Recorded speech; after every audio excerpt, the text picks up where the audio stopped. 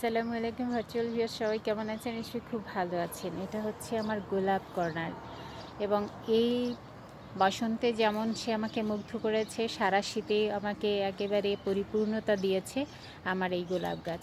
সুতরাং আমি যাদেরকে বলতে চাই, যারা বাগান করেন মূলত তাদের জন্য আমার আসলে আমি যা করছি সেটা তো আমার রিসার্চেরই একটা নিয়ে, তো আমি বলবো যে গোলাপ গাছ প্রুনিং করে দিন। যত বেশি প্রুনিং করে দিবেন তত বেশি ফুল চলে আসবে।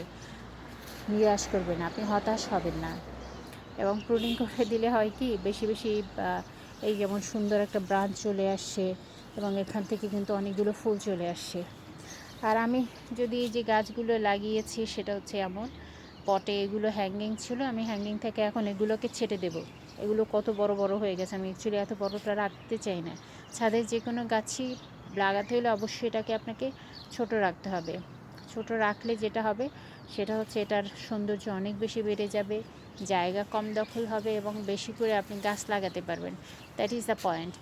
এবং আমার এখানে কিন্তু 3টা ভ্যারাইটির গাছ আছে, কিন্তু ফুল যখন আসে অ্যাকচুয়ালি এক একটা ভ্যারাইটির এক এক রকম ফুল আসে।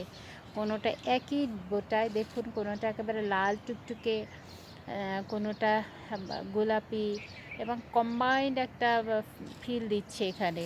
তারপর এখানে আছে সাদা গোলাপ। সাদা গোলাপ, সাদা রঙের আমার যে কোনো ফুলই ভীষণ পছন্দের কিন্তু।